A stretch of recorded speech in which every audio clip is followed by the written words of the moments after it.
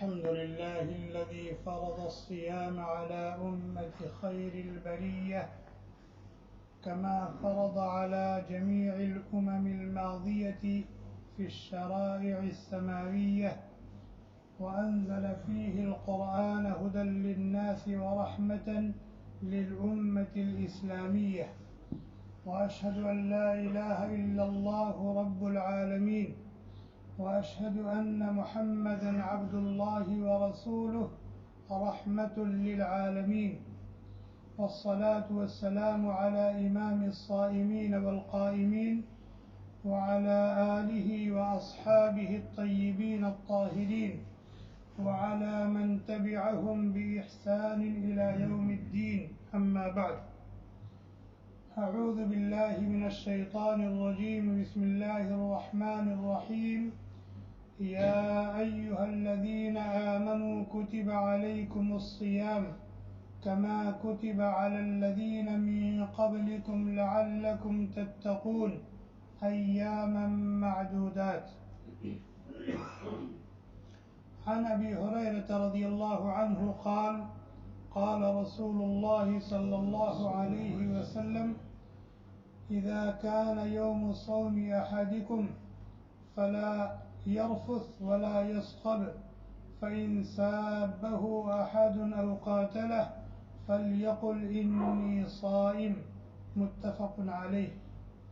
وعن أبي هريرة رضي الله عنه أيضا قال: قال رسول الله صلى الله عليه وسلم: من لم يدع قول الزور والعمل به والجهل فليس لله حاجة في أن يدع طعامه وشرابه. رواه أبو داود والترمذي، أو كما قال النبي صلی اللہ علیہ وسلم. آج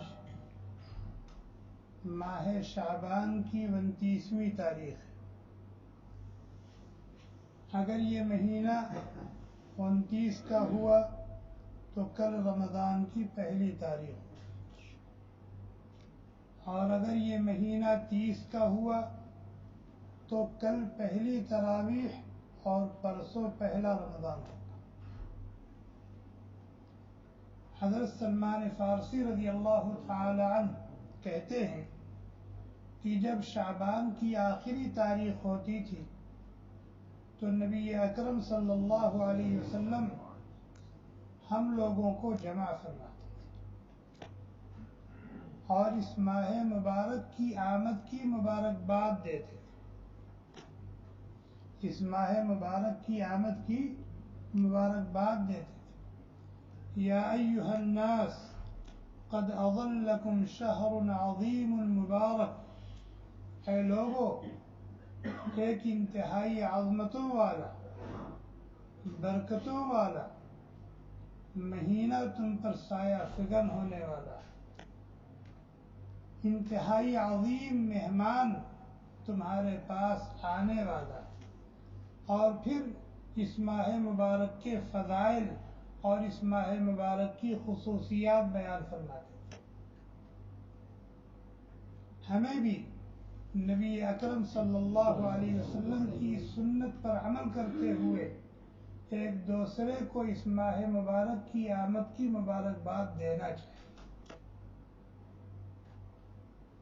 آج کل تو ہم لوگوں کو نہ جانے کس کس چیز کی مبارکباد دیتے ہیں. برتھ ڈے کی مبارکباد دیتے ہیں، شادی کی سالگرہ پر مبارکباد دیتے ہیں، بہانے سے مبارکباد دیتے ہیں، بلکہ جہاں مبارکباد دینے کا موقع نہیں ہوتا وہاں بھی دیتے ہیں. یہ ہے مبارکباد دینے کا موقع، اور یہ ہے خوش ہونے اور خوشی منانے کا موقع. کیوں نہ ہو؟ نبی اکرم صلی اللہ علیہ وسلم نے اس دنیا میں رہنے کی تمنا کبھی نہیں فرمائی،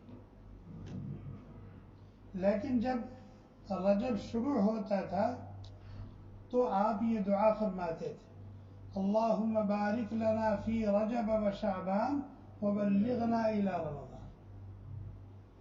کہ اے ہمارے رب، ہمارے لیے ماہ رجب اور شعبان میں برکت ڈال دے اور ہمیں رمضان تک صحت و عافیت کے ساتھ زندہ رکھ اور رمضان کا مبارک مہینہ ہمیں عطا کر۔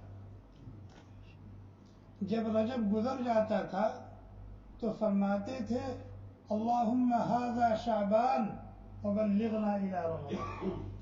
اندازہ لگائیں کہ یہ کتنا مبارک، قیمتی اور قابل قدر مہینہ ہے کہ جس کو پانے کے لیے نبی اکرم صلی اللہ علیہ وسلم 2 مہینہ پہلے سے دعا فرمانے لگتے۔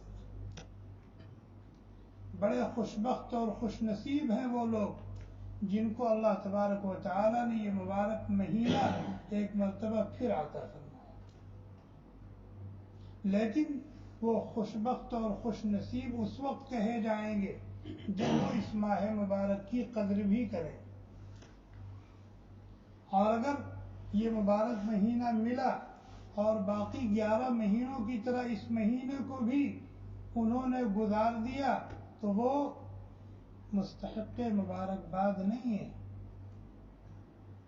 ان کے یہاں تو تعزیت کرنا چاہیے، وہ تو مستحق تعزیت ہیں کہ اتنا مبارک اور قیمتی مہینہ آیا اور انہوں نے اونے پونے اس کو گنوا دیا۔ نبی اکرم صلی اللہ علیہ وسلم فرماتے تھے رغم انف رغم انف رغم انف، ناس ہو جائے اس کا، تباہ و برباد ہو جائے وہ شخص۔ پھر آپ نے فرمایا تباہ و برباد ہو جائے وہ شخص۔ صحابہ نے پوچھا من یا رسول، کس کے بارے میں یہ بات کہی جا رہی ہے، کس کو یہ بد دعا دی جا رہی ہے؟ فرمایا من ادرک رمضان فلم یغفر لہ، کہ جس نے رمضان کا مبارک مہینہ پایا اور اپنے آپ کو اللہ کا محبوب اور مقرب نہیں بنا لیا، نام عمل کی سیاہیوں کو توبہ و استغفار کے ذریعے سے صاف نہیں کروا لیا، مغفرت اور بخشش سے اپنی جھولی کو بھر نہیں لیا، تباہ و برباد ہو جائے۔ اس لیے ہم اللہ کا شکر ادا کریں کہ اللہ تعالیٰ نے ہمیں صحت و عافیت کے ساتھ زندگی عطا فرمائی اور یہ مبارک مہینہ ایک مرتبہ پھر دے دیا۔ ایک تو یہ شکر ہے، اور حقیقی شکر کیا ہے؟ حقیقی شکر یہ ہے کہ اس ماہ مبارک کے ایک ایک لمحے کی ہم قدر کریں،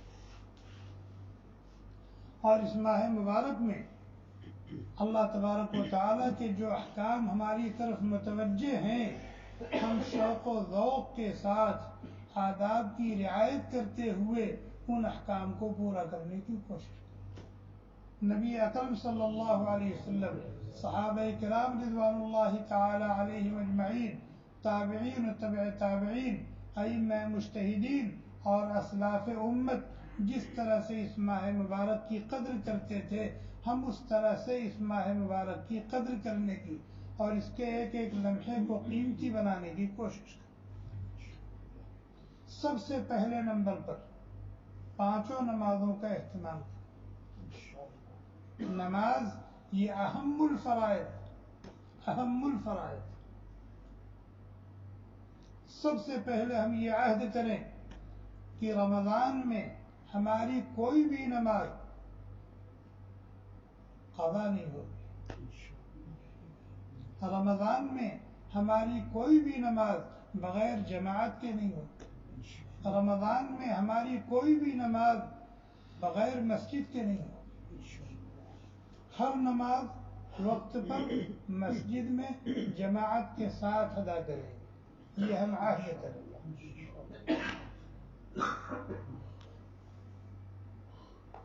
اور صرف یہ نہیں کہ فرض نمازوں کا اہتمام کریں، نہیں، فرائض سے پہلے جو سنتیں ہیں، فرائض کے بعد جو سنتیں اور نوافل ہیں ان کا بھی اہتمام کریں۔ فرائض سے پہلے سنن اور نوافل کیوں مشروع؟ تاکہ ہماری نماز میں جو کمی کوتاہی ہے سنن اور نوافل کے ذریعے سے اس کو دور کر دیا، اس کو پورا کر دیا۔ یہاں جتنے لوگ بیٹھے ہیں ابھی عصر کی نماز ادا کی ہے، کوئی ہم میں سے کہہ سکتا ہے کہ اللہ تعالیٰ کو جیسی نماز مطلوب تھی ہم نے ویسی ادا کر لی ہے. جس طرح سے نماز ہمیں پڑھنی چاہیے تھی ہم نے اس طرح سے پڑھ لی ہے. کوئی کہہ سکتا ہے؟ نہیں کہہ سکتا. اور حقیقت یہ ہے کہ ہماری نمازوں میں کمیاں اور کوتاہیاں رہتی ہیں. تو انہی کمیوں اور کوتاہیوں کو پورا کرنے کے لیے اللہ تعالیٰ نے فرائض سے پہلے بھی سنتیں رکھی ہیں اور فرائض کے بعد بھی سنتیں اور نوافل رکھی ہیں، تاکہ ان کے ذریعے سے فرض میں پائی جانے والی کمی کو، اس کے نقص کو دور کر دیا جائے اور اس ناقص کو کامل بنا کے قبول کر لیا جائے اور اپنے بندے کی جھولی کو اجر و ثواب سے بھر دیا جائے. نمبر 2، اس ماہ مبارک میں اللہ تبارک و تعالیٰ کا جو حکم ہر مسلمان مرد اور عورت جس کے پاس کوئی عذر نہ ہو وہ ہے روزہ رکھنے کا. روزہ رکھنے کا. اور یہ کتنا اہم ترین حکم ہے. ایک حدیث ہے، حضرت ابو ہریرہ رضی اللہ تعالی عنہ راوی ہے، ابن خزیمہ کی روایت ہے، فرمایا من افطر یوما من رمضان من غیر رخصة لم يقضه صوم الدهر كله وإن صام. اگر کسی شخص نے رمضان کا ایک روزہ بغیر کسی عذر کے چھوڑ دیا تو اس نے کیا کچھ کھویا، پوری زندگی روزہ رکھ کر کے اس کی تلافی نہیں کر سکتا. کتنی محرومی اس کے ہاتھ آئی، کیا کچھ اس نے کھو دیا، پوری زندگی روزہ رکھ کر کے اس چیز کو حاصل نہیں کر سکتا. گنتی تو پوری ہو جائے گی. مثلا 30 روزے فرض سے ایک چھوڑ دیے، بعد میں ایک قضا کر لی، 30 پورے ہو گئے. لیکن رمضان کی جو خیرات و برکات ہیں، رمضان میں روزہ رکھنے پر اس کو جو کچھ ملتا وہ پورے سال روزہ رکھ کے بھی نہیں حاصل کر سکتا. ایک حدیث سنا، ابن خزیمہ کی روایت ہے، حضرت ابو امامہ رضی اللہ تعالی عنہ راوی ہیں اور کہتے ہیں نبی اکرم صلی اللہ علیہ وسلم نے فرمایا بینا انا نائم، میں سو رہا تھا. ہماری نیند میں اور نبی کی نیند میں فرق ہے. ہماری نیند میں اور نبی کی نیند میں فرق ہے. ہم جب سوتے ہیں تو ہمارا پورا وجود سوتا ہے. نبی سوتا ہے تو اس کی آنکھیں سوتی ہیں، اس کا دل بیدار رہتا ہے. اسی لیے ہمارے سونے سے وضو ٹوٹ جاتا ہے، نبی کے سونے سے نبی کا وضو نہیں ٹوٹتا. اسی کہ نبی کو پتہ ہے نیند میں کیا ہو رہا ہے. اسی لیے جیسے بحالت بیداری کوئی وحی آتی ہے تو اسے وحی کہا جاتا ہے، وہ واجب الایمان اور واجب العمل ہوتی ہے نبی کے لیے بھی اور نبی کے ماننے والوں کے لیے بھی. اسی طریقے سے اگر نبی کو کوئی خواب میں کوئی بات بتائی گئی، دکھائی گئی، خواب میں کوئی بات بتائی گئی، دکھائی گئی، تو وہ بھی بمنزلہ وحی کے ہے اور نبی کے لیے بھی واجب الایمان ہے، نبی کے ماننے والوں کے لیے بھی واجب الایمان. تو یہ نہ سوچا جائے کہ یہ تو نبی کا خواب ہے. نہیں، نبی کا خواب ہے یعنی وحی ہے. جیسے بحالت بیداری وحی آتی. تو فرمایا کہ میں سو رہا تھا، میں نے دیکھا کہ 2 شخص میرے پاس آئے اور ایک نے میرا ایک بازو پکڑا، دوسرے نے میرا دوسرا بازو پکڑا اور دونوں لے کے مجھے چلنے لگے. چلتے چلتے چلتے چلتے چلتے چلتے ہم ایک پہاڑ کے پاس پہنچے. جبلاً وعرن، فاتیا بھی جبلاً وعرن، مجھے ایک ایسے پہاڑ کے پاس لے گئے کہ جو پہاڑ انتہائی سپاٹ اور چکنا تھا اور بہت اونچا تھا. پہاڑ تو نظر آتے رہتے ہیں لیکن پہاڑ پر اس طرح کا نشیب و فراز اتار چڑھاؤ ہوتا ہے کہ آدمی دھیرے دھیرے ادھر ادھر ہوتے ہوتے اوپر پہنچ جاتا ہے. لیکن فرمایا کہ وہ پہاڑ بالکل چکنا تھا اور بہت اونچا تھا. فقال اصعد، ان دونوں نے اللہ کے نبی سے کہا اس پر چھوڑ. آپ نے فرمایا انی لا اطیق، میں نہیں چڑھ سکتا، کوئی سیڑھی نہیں ہے، کوئی چڑھنے کے اسباب نہیں، میں کیسے چڑھوں گا؟ تو انہوں نے کہا انا سنسہلہ لک، ہم آپ کی مدد کریں گے، آپ چڑھنے کی کوشش تو کریں۔ چنانچہ ان دونوں فرشتوں نے نبی کو سہارا دیا اور اللہ کے نبی علیہ السلام پہاڑ پر چڑھے۔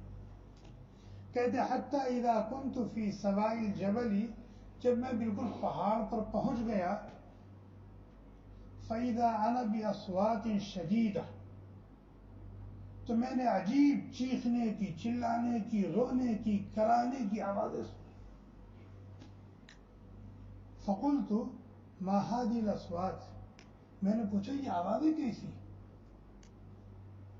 فَقَالَ هَذَا عُوَاءُ أَهْلِ النَّارِ، تو ان دونوں فرشتوں نے کہا کہ یہ جہنمیوں کے رونے کی، چیخنے کی، چلانے کی، کراہنے کی، آہوزانی کرنے کی آواز۔ کوئی عقوبت خانہ ہو، کوئی عقوبت خانہ ہو جہاں لوگوں کو سزائیں دی جا رہی ہوں، جہاں لوگوں کو مارا پیٹا جا رہا ہو، تو وہاں سے کیسی آوازیں آتی ہیں؟ رونے چیخنے۔ اور وہ تو جہنم کا منظر تھا جو آئندہ ہونے والا ہے، اللہ تعالیٰ نے اپنے نبی کو دکھا دیا۔ تو انہوں نے بتایا کہ یہ جہنمیوں کی، کوئی آگ میں جل رہا ہے، کسی کے اوپر بڑے بڑے گرز مارے جا رہے ہیں، پٹائی ہو رہی ہے، کسی کو سانپ ڈس رہے ہیں، کسی کو بچھو ڈنک مار رہے ہیں، تو لوگ چیخ رہے چلا رہے۔ پھر وہ دونوں مجھے آگے لے کر چلے۔ ثم انطلقا بی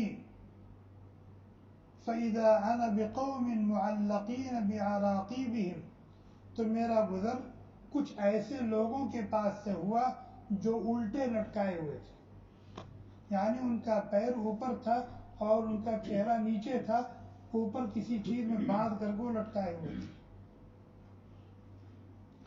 اور ان کے منہ سے خون بہہ رہا تھا۔ معلقین بعراقیبہم مشققۃ اشتاقہم تسیل اشتاقہم دما، اور ہر ایک کے پاس ایک فرشتہ ہے، وہ آنکڑا لے کر کے کھڑا ہوا ہے۔ آنکڑا، آپ تندور پر روٹی لینے جاتے ہیں تو تندور کے اندر سے روٹی نکالنے کے لیے ایک سکچا ہوتا ہے اور تھوڑا سا اسے مڑا ہوتا ہے، اسے پکڑ کے نکال لیتے ہیں، لیکن وہ تو روٹی نکالنے کے لیے بنایا گیا ہے۔ اور جہاں کسی کو جہنم میں سزا دینے کے لیے بنایا گیا ہوگا، وہ آنکڑا کیسا ہوگا؟ تو وہ لٹکے ہوئے شخص کی گلفر میں وہ آنکڑا ڈالتا ہے اور زور سے اس کو کھینچتا ہے، پھاڑتا ہوا لے جاتا ہے، جس سے خون کے فوارے چھوٹتے ہیں۔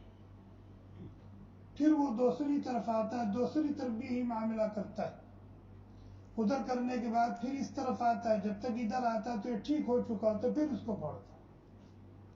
اللہ کے نبی علیہ السلام نے پوچھا من ہؤلاء، یہ کون لوگ، یہ کون لوگ؟ تو فرشتے کون تھے؟ جبریل تھے اور میکائیل تھے۔ نبی علیہ السلام کے پاس جو دو فرشتے آئے تھے اور لے کے گئے تھے اور رفیق سفر تھے، وہ جبریل اور میکائیل تھے۔ انہوں نے کہا یہ روزہ خور لوگ ہیں۔ یہ کون ہیں؟ روزہ خور لوگ ہیں جن کو یہ سزا دی جاتی ہے۔ روزہ خور کا مطلب کیا ہے؟ ان پر روزے فرض تھے لیکن روزے رکھتے نہیں تھے، روزے رکھتے نہیں تھے۔ اندازہ لگائیں کتنی بڑی سزا، اندازہ لگائیں کتنی بڑی سزا۔ اور روزہ جس طریقے سے نماز فرض ہے، نماز کی فرضیت کا کوئی انکار کر دے تو کافر ہے، مرتد ہے، اور نماز نہ پڑھے تو فاسق ہے، مرتکب کبیرہ ہے، مردود الشہادہ ہے، اس کی شہادت قبول نہیں، شریعت کے نزدیک وہ انتہائی غیر معتبر ہے۔ اسی طریقے سے روزوں کی فرضیت کا کوئی انکار کر دے، کافر ہے، مرتد ہے، لعین ہے۔ اور اگر فرضیت کو تو مانتا ہے لیکن روزہ رکھتا نہیں، مرتکب کبیرہ ہے، فاسق ہے، مردود الشہادہ ہے، شریعت میں بھی غیر معتبر ہے اور قاضی کی عدالت میں بھی غیر معتبر ہے، اس کی بات کا کوئی بھروسہ نہیں۔ جو اللہ کے فرض کو ضائع کر سکتا ہے وہ کچھ بھی کر سکتا ہے۔ تو یہ اہم ترین فریضہ ہے. ہم اللہ کے اس گھر میں بیٹھ کر طے کریں کہ ہم ایک روزہ بھی نہیں چھوڑیں گے, ایک روزہ بھی نہیں چھوڑیں گے. اگر کام کی وجہ سے مشقت ہوتی ہے تو کام چھوڑ دیں, ایک مہینہ نہیں کریں گے, ایک مہینہ نہیں کریں گے. کیوں؟ بعد میں 11 مہینے ہیں ہمارے پاس کرنے کے لیے, لیکن یہ مہینہ تو ملا ہے, آگے ملے گا نہیں ملے گا پتہ نہیں. تو یہ عہد کریں کہ ایک روزہ بھی ہم نہیں چھوڑیں گے, اور روزہ بھی خالی بھوکے پیاسے رہ کر کے نہیں رکھیں گے, بلکہ روزہ رکھنے کے جو آداب ہیں, آنکھ کا بھی روزہ ہو, زبان کا بھی روزہ ہو, کان کا بھی روزہ ہو, ہاتھ اور پیر کا بھی روزہ ہو, دل اور دماغ کا بھی روزہ ہو, پیٹ اور شرمگاہ کا بھی روزہ ہو, سب کا روزہ ہو. یہ ہے حقیقی روزہ. اسی کو اللہ کے نبی علیہ السلام نے فرمایا, جب تمہارا روزہ ہو تو صرف تمہارے پیٹ کا روزہ نہ ہو, بلکہ تمہاری آنکھ کا بھی روزہ ہو, تمہاری زبان کا بھی روزہ ہو, تمہارے کان کا بھی روزہ ہو, اور تمہارے ہاتھ اور پیر کا بھی روزہ ہو, تمہارے دل اور دماغ کا بھی روزہ ہو. یہ حقیقت میں روزہ ہے. اور اس ماہ مبارک میں جو تیسرا حکم ہماری طرف متوجہ ہے وہ ہے رمضان کی راتوں میں تراویح پڑھنے. جس طریقے سے یہ شہر الصیام ہے, اسی طرح سے یہ شہر القیام بھی. قیام ایک تو تہجد کی نماز ہے, اس کو قیام اللیل کہا جاتا ہے. عربی میں اور حدیث میں اس کو کیا کہا جاتا ہے؟ قیام اللیل کہا جاتا ہے. اور جو تراویح ہے اس کو قیام رمضان کہا جاتا ہے. حدیث میں اس کو کیا کہا گیا؟ من صام رمضان ایمانا واحتسابا غفر له ما تقدم من ذنبه ومن قام رمضان ایمانا. یہ قام رمضان مراد تراویح پڑھ, تراویح. اور تراویح یہ ایسی عبادت ہے جو رمضان کے ساتھ خاص ہے. روزے تو رمضان کے علاوہ بھی رکھے جاتے ہیں, نمازیں پورے سال پڑھی جاتی ہیں, لیکن تراویح کی نماز یہ رمضان کے ساتھ خاص ہے. اگر کوئی رمضان کے بعد تراویح کی نیت سے نماز پڑھے تو اس کو کیا کہا جائے؟ بدعتی کہا جائے. اور وہ نماز نہیں, نماز اس پر ثواب نہیں ملے گا بلکہ اس کو گناہ ہو. اسی کی تراویح کی نماز صرف رمضان میں پڑھی جاتی ہے. اس کا مطلب یہ ہے کہ ہم کو یہ رمضان مل گیا تو یہ نماز بھی مل گئی, اگر آئندہ رمضان نہیں ملے گا تو یہ نماز بھی. اس لیے ہم تراویح کہتے. ابھی تراویح شروع نہیں ہوئی, لیکن سوشل میڈیا پر جھگڑا شروع ہو گیا. 8 رکعت 20 رکعت. سوشل میڈیا پر جھگڑا شروع ہو گیا کہ 8 رکعت 20 رکعت. یوٹیوب پر آپ جائیں, فیس بک پر آپ جائیں, ٹیلی ویژن بھی آپ دیکھیے گا تو جھگڑا چل رہا ہوگا کہ 8 کی 20, پورے مہینے جھگڑا ہوتا رہے گا. پڑھیں گے نہیں, نہ 8 پڑھیں گے نہ 20 پڑھیں گے, لیکن جھگڑا کریں گے 8 کی 20. تو تراویح کتنی رکعت؟ 20. نہیں بھائی, سب لوگ بتائیں کتنی رکعت؟ 20. بعض بدبخت کہتے ہیں کہ تراویح نبی علیہ السلام نے 8 رکعت پڑھی تھی. سنا ہوگا آپ نے بھی کہ نبی نے تراویح بھی 8 رکعت پڑھی. ان سے پوچھیے پھر 20 کہاں سے آئی؟ کہتے ہیں صحابہ نے 20 پڑھی. اللہ تعالیٰ نے عقل دیا, پاگل بنایا. عقل دیا ہے نا, عقل دیا ہے تو آپ ان سے پوچھیے کہ ایسا ہو سکتا ہے کہ نبی نے 8 پڑھی اور صحابہ 20 پڑھ رہے ہیں؟ چھوڑو حدیث کو, ابو داود میں کیا ہے, ترمذی میں کیا ہے, بخاری میں کیا ہے, اس کو رہنے دو. اللہ تعالیٰ نے عقل دی ہے, پاگل نہیں بنایا ہے. اپنی عقل سے سوچو کہ اللہ کے نبی نے تراویح 8 رکعت پڑھی اور صحابہ 20 پڑھیں گے, ایسا ہو سکتا ہے؟ سوال ہی نہیں پیدا ہوتا. اور اگر صحابہ ہی نبی کے طریقے کے خلاف چلنے لگے تو پھر دین محفوظ کہاں؟ میری بات سمجھ آ رہی ہے نا؟ یہ میں موٹی سی بات بتا رہا ہوں, کسی سے جھگڑا کرنے کی ضرورت نہیں, کسی سے الجھنے کی ضرورت نہیں. جتنی توفیق اللہ دے اتنی پڑھ لو. 8 کی توفیق دی 8 پڑھو, 4 کی توفیق دی 4 پڑھو, 12 کی توفیق دی 12 پڑھو, لیکن یہ ایمان رکھو کہ تراویح 20 رکعت 20 پڑھ بھی نہیں رہے 20 کو مان بھی نہیں رہے، دونوں طرح سے گناہ کما رہے ہو. بھائی 20 کو مانو، جتنی اللہ توفیق دے اتنی پڑھ لو، لیکن تراویح 20 رکعت. اور جب 20 مانو گے تو اللہ تعالیٰ آج نہیں، کل نہیں، پرسوں 20 پڑھوا لیں گے. اور جو شخص 20 مانتا ہے نہیں، 8 ہی مانتا ہے، تو 8 بھی پڑھنے کی توفیق نہیں ہوگی. کبھی 2 پڑھ کے بھاگے گا، کبھی 4 پڑھ کے بھاگے گا. اور جو 20 مانتا ہے کم از کم 8 تو پڑھے گا، 10 تو پڑھے گا، 12 تو پڑھے گا. اللہ تعالیٰ 20 بھی اس سے پڑھوا دے. تو یہ سب سے موٹی دلیل یاد رکھیے گا. جو لوگ کہتے ہیں نبی نے 8 رکعت پڑھی، پوچھو 20 کس نے پڑھی؟ کہتے ہیں صحابہ نے پڑھی. تو کیا نبی 8 پڑھے اور صحابہ 20 پڑھ سکتے ہیں؟ سوال ہی نہیں پیدا، سوال ہی نہیں پیدا. اور 1-2 صحابی نہیں، سارے صحابہ 20 پڑھ لیں، سارے صحابہ 20 پڑھ لیں. اس کا مطلب یہ کہ نبی نے 20 پڑھی تبھی صحابہ 20 پڑھ لیں. اگر نبی نے 8 پڑھی ہوتی تو صحابہ 20 کبھی نہ پڑھتے، کبھی نہ پڑھتے، کبھی نہ پڑھتے. اور پوری جماعت صحابہ نبی کے عمل کے خلاف کبھی اکٹھا ہو ہی نہیں سکتے. کیوں؟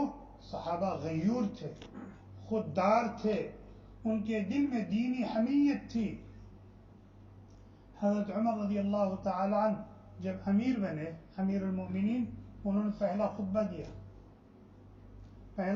دیا اور خطبے میں کہا کہ میں اس طریقے پر چلوں گا جس طریقے پر اللہ کے نبی علیہ الصلوۃ والسلام چلے،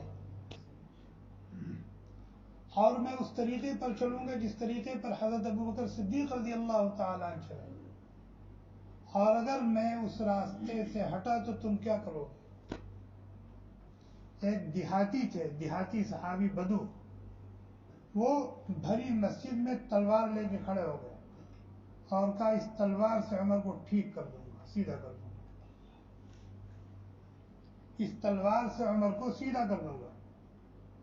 تو جہاں ایسے لوگ موجود ہوں وہاں کوئی نبی کی سنت، نبی کے طریقے کے خلاف چل سکتا ہے یا کوئی قانون بنا سکتا ہے؟ ایک واقعہ اور سنا. حضرت جیسے آج کل آپ دیکھیں گے بعض جگہوں میں عورتیں زیادہ مہر کا مطالبہ کرتی ہیں، جیسے قطر ہی میں دیکھیں، اگر الثانیہ ہے تو کہے گی مجھے تو 3 ملین چاہیے مہر. اب نہ 3 ملین ہے نہ اس کو کوئی قبول کر رہا ہے. اور اگر عام گھرانے کی ہے تو 1 ملین اس کو بھی چاہیے اگر وہ نوکری کر رہی کہیں تو. اب نوجوانوں کے پاس نہ 1 ملین ہے مہر دینے کے لیے، نہ شادی ہو رہی. تو نبی صحابہ کے زمانے میں بھی یہ صورتحال تھی. بعض خواتین اونچے گھرانے کی تھی، پڑھی لکھی تھی، تو وہ زیادہ مہر کا مطالبہ کرتی تھی، جس کی وجہ سے پھر رشتے نہیں ہوتے تھے.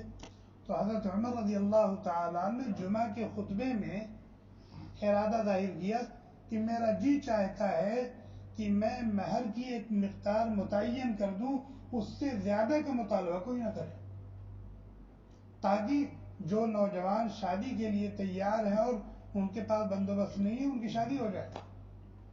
انہوں نے خطبے کے اندر یہ بات ظاہر کی کہ میرا جی چاہتا ہے. ایک خاتون حضرت خولہ رضی اللہ تعالی عنہا کھڑی ہو گئی اور کہا عمر تم کو یہ حق کس نے دیا؟ تم کو یہ حق کس نے دیا ہے کہ مہر کی ایک مقدار متعین کر دو؟ اللہ تعالیٰ قرآن میں کہتے ہیں وَإِنْ آتَيْتُمْ إِحْدَاهُنَّ قِنْطَارًا فَلَا تَأْخُذُوا مِنْهُ شَيْئًا، کہ اگر تم نے کسی کو احد پہاڑ کے برابر مہر دی ہے تو اس میں سے کچھ واپس لینے کا حق نہیں ہے. اس کا مطلب ہے کہ اللہ تعالیٰ نے یہ حق دیا ہے عورت کو کہ وہ جتنی مہر کا مطالبہ کرنا چاہے کر سکتی. آپ کون ہوتے اس کی مقدار متعین؟ تو جہاں اس طرح کی صحابیات موجود ہوں وہاں کوئی نبی کی سنت کے خلاف عمل کر سکتا ہے یا قانون بنا سکتا ہے؟ جبکہ حضرت عائشہ رضی اللہ تعالی عنہا بھی موجود ہیں، حضرت حفصہ بھی موجود ہیں، اور حضرت ام سلمہ بھی موجود ہیں، حضرت ام حبیبہ بھی موجود ہیں، ساری امہات المومنین موجود ہیں. نبی کے عمل کے خلاف کوئی عمل ہو برداشت کر سکتی ہیں؟ اس لیے یہ فراڈ جھوٹ ہے کہ نبی علیہ الصلوۃ والسلام نے 8 رکعت تراویح پڑھی ہے اور صحابہ 20 پڑھنے لگے. نہیں، نبی نے بھی 20 پڑھی ہے اور اسی لیے صحابہ نے بھی 20 پڑھی ہے اور آج تک مسجد نبوی اور مسجد حرام میں بھی 20 ہو رہی ہے. اور سب سے زیادہ اتباع سنت کا اہتمام بر صغیر کے مسلمان کرتے ہیں. اس لیے پاکستان، بنگلہ دیش اور انڈیا، نیپال اور سری لنکا میں بھی زیادہ تر مساجد میں کتنی ہوتی ہے؟ 20 ہوتی ہے. اس لیے تراویح 20 رکعت. 20 رکعت مانو، جتنی ہمت ہو، جتنی توفیق میں اتنی پڑھو. تکان زیادہ ہے 8 پڑھ کے چلے جاؤ، لیکن کہو کہ 20 رکعت سنت. اور اس مسجد میں الحمدللہ پہلے بھی 20 رکعت ہوتی رہی. 20 رکعت تراویح ہوگی اور قرآن انشاءاللہ تراویح میں مکمل ہوگا. 26 رمضان 27ویں تراویح کو انشاءاللہ قرآن مکمل ہوگا. اس لیے ساتھی اس کا اہتمام کریں. ایک بات چھوٹی سی اور سنیں، اس کے بعد ختم کرتا ہوں. یہ تراویح ہے کیا؟ یہ تراویح کیا ہے؟ اللہ تبارک و تعالی نے ہمیں انگنت اور لاتعداد نعمتیں دی، اور ان نعمتوں میں سب سے قیمتی نعمت ہمارے پاس ہدایت اور ایمان کی ہے. ہدایت اور ایمان ملا کہاں سے؟ قرآن کی برکت سے. تو سب سے بڑی نعمت ہمارے پاس قرآن کی شکل، سب سے بڑی نعمت ہمارے پاس قرآن. اور قرآن اترا کب ہے؟ رمضان کے مہینے میں اترا ہے، اور رمضان کی مبارک رات شب قدر میں اترا ہے. انا انزلناہ فی لیلۃ القدر. یہ 20 رکعت تراویح اسی عظیم نعمت کا شکرانہ ہے. یہ جو اتنی بڑی نعمت اللہ تعالیٰ نے عطا فرمائی ہے، یہ تراویح اسی نعمت کا شکرانہ ہے. اسی لیے تراویح میں قرآن زیادہ سے زیادہ پڑھا جاتا ہے، کیونکہ یہ تراویح قرآن کا شکرانہ ہے. اسی لیے قرآن تراویح میں زیادہ سے زیادہ پڑھا جاتا ہے اور پڑھنے کی کوشش کی جاتی ہے. اور یہ کوشش تو ہر جگہ ہوتی ہے اور ہونی چاہیے کہ کم از کم تراویح میں ایک مرتبہ تو پورا قرآن پڑھ لیں یا سن لیں. یہ قرآن کا حق ہے. تراویح میں ایک قرآن پڑھنا، یہ سننا یہ سنت مؤکدہ ہے. جیسے 20 رکعت تراویح سنت مؤکدہ ہے، اسی طریقے سے پورا قرآن تراویح میں پڑھنا یا سننا یہ سنت مؤکدہ. دو الگ الگ سنت. اگر کسی نے 20 رکعت تراویح تو پورے مہینے پڑھی پابندی سے، لیکن پورا قرآن پڑھنے یا سننے کا اہتمام نہیں کیا، تو اس نے ایک سنت مؤکدہ ادا کی، ایک سنت مؤکدہ اس کی رہ گئی. اور اگر اس نے 8 دن میں 10 دن میں پورا قرآن تراویح میں سن لیا تو پورا قرآن سننے یا پڑھنے کی سنت تو ادا ہو گئی، لیکن اگر اس کے بعد اس نے کبھی 8 پڑھی کبھی 10 پڑھی تو یہ دوسری سنت مؤکدہ رہ گئی. اس لیے ہم کوشش کریں کہ یہ دونوں ادا کریں. 20 رکعت تراویح پورے مہینے ادا کریں اور پھر تراویح میں پورا قرآن سننے کا اہتمام کریں. ایک مہینے کا مسئلہ ہے، ایک مہینے کا مسئلہ ہے. جیسے پیسہ کمانے کا سیزن ہوتا ہے نا، ایسے یہ نیکیاں کمانے کا سیزن. یہ نیکیاں کمانے کا فرائض کتنے ہیں؟ 20 رکعت ہے نا. وتر کو لے کر کے 20 رکعت ہے نا. اسی لیے اللہ تعالیٰ نے جب رمضان میں نمازوں میں اضافہ فرمایا نا تو 20 رکعت کا اضافہ کر دیا. عام دنوں میں فرض نمازیں کتنی پڑھی جاتی ہیں؟ 20 رکعت. رمضان میں چونکہ یہ نیکیاں کمانے کا مہینہ ہے، اس لیے اللہ تعالیٰ نے 20 پر 20 کا اضافہ کر دیا. یہاں بھی عقل کہتی ہے کہ تراویح کتنی ہے؟ 20. بھئی فجر کی فرض کتنی ہے؟ 2 رکعت. اس سے پہلے سنت کتنی؟ ظہر کی فرض کتنی؟ اس سے پہلے سنت کتنی؟ اس کے بعد سنت و نفل کتنی؟ عصر کی فرض کتنی؟ اس سے پہلے سنت غیر مؤکدہ کتنی؟ 4 رکعت. مغرب کتنی؟ 3 رکعت. اس کے بعد سنت و نفل کتنی؟ 2.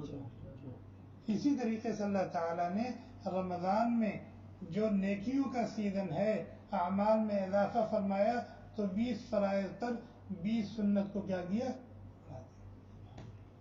اسی طریقے سے جب آپ سنن و نوافل کو حساب کریں گے، نمازوں سے پہلے نمازوں کے بعد تو یہ بھی 20 ہوتی ہے.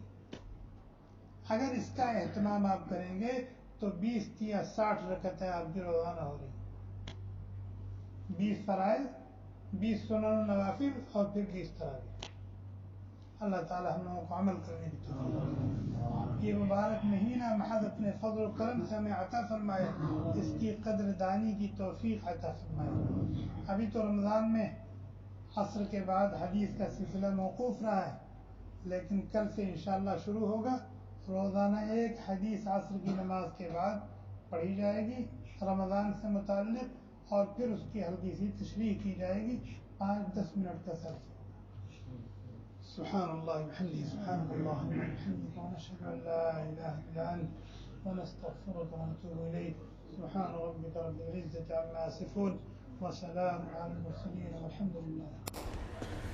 Thanks for watching. Don't forget to like, comment, share and subscribe to Al Wahid channel.